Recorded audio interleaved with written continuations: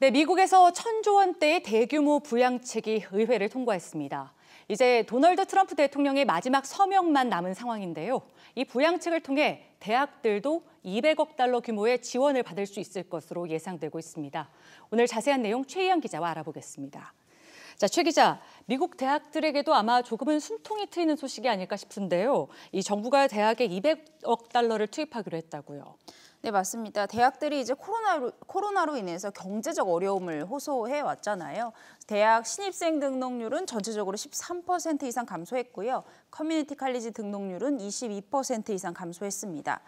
기숙사 운영이나 운동 경기를 통해 들어오는 수입도 끊겼고요. 방역에 대한 막대한 비용이 들어가지만 또 교수나 교직원들의 임금은 거의 그대로 지급됐습니다. 지난 9개월 동안 이러한 이제 대학들이 재정 피해를 입었고요. 그런데 이제 지난 주말이죠. 코로나 바이러스로 인한 피해를 구제하는 방안으로 9천억 달러의 새로운 법안에 대한 합의가 이뤄지면서 대학에 200억 달러 이상의 지원이 가능해졌습니다. 네. 200억 달러는 우리나라 돈으로 환산하면 22조 2천억 원 정도고요. 예. 또 추가로 이제 통과될 것으로 예상되는 옴니버스 법안이 있는데 여기에 이제 연방 정부의 저소득층 보조금인 펠그랜트를 확대하는 내용이 포함됐습니다. 법안이 통과되면 이제 펠그랜트를 지원받을 수 있는 학생이 55만여 명이 추가로 생기고요. 총 170만 명의 학생이 이 혜택을 받을 것으로 기대를 모으고 있습니다. 또 흑인 대학들에 대해 10억 달러 이상의 대출을 탕감해 줄 수 있게 되고요. 또 교도소의 재소자들에게도 무상 장학금도 제공할 수 있게 됩니다. 네, 200억 달러는 방금 말했듯이 22조가 넘는 좀 상당한 금액인데 의외로 미국 고등교육계는 썩 반기지는 않는 분위기라고요.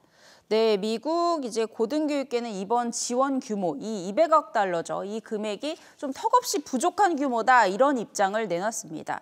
교육 전문지에 따르면 지난 9개월 동안 이제 대학들이 입은 재정 피해를 복구하기 위해서 고등교육계가 요구한 금액은 약 1,200억 달러 정도라는 겁니다. 이에 비하면 이제 200억 달러는 좀 부족한 금액이라는 거죠. 예. 또 이번 9호 패키지 법안에 4월까지 학자금 대출 상환을 유예하는 조항이 빠지면서 일각에서는 실망감을 감추지 못하고 있습니다. 그래서 이제 교육계에서는 이번에 빠진 법안과 그리고 또 추가적인 지원을 요구할 것으로 보여서 새로 출범하는 바이든 행정부의 어깨가 무거워졌습니다. 네, 예상치에 비하면 좀 턱없이 부족한 금액이어서 그럴 수도 있겠네요. 자, 이번엔 다른 나라 소식 한번 살펴보겠습니다. 코로나19의 감염 여부를 체크할 수 있는 앱이 나왔는데 그게 사생활 노출에 대한 우려가 또 나온다면서요? 네, 이번에는 중국으로 가보겠습니다. 중국에서 이제 코로나19가 대규모로 확산했을 때 당시 사용된 앱이 몇 달 동안 사용된 앱이 현재까지 매일 사용되고 있는 것으로 알려져서요. 이런 위치 추적 앱이 일상생활에도 적용되는 게 아니냐 이런 우려의 목소리가 나오고 있습니다. 일반적으로 널리 사용되고 있는 이 건강 체크인 앱은 학생들이 코로나19 증상이 있는지 또 확진자랑 접촉한 적은 있는지 고위험 지역을 방문했는지 등의 이제 간단한 방역 관련 질문에 응답을 하게 되고요. 네. 그리고 자동으로 위치 정보를 업로드하게 되는 시스템을 갖추고 있습니다. 그런데 일부 대학에서는 명절이나 쉬는 날에도 정해진 시간에 하루 2번 체크인을 하도록 요구를 하고 있고요. 만약에 하지 않으면 결석 처리를 하게 된다고 합니다. 이렇게 이제 학교 평가나 성과 검토에 직접적으로 반영을 하다 보니까 불평이 나올 수밖에 없는 겁니다. 중국 전문가들 사이에서도 개인 데이터를 수집하는 조직과 이를 관리하는 규제가 격차가 있다면서 개인 데이터를 수집하고 저장하려면 이와 상응하는 사생활 보호 조치가 필요하다 이런 목소리가 나오고 있습니다. 네, 충분히 논란의 소지가 분분할 수 있는 문제일 것 같습니다.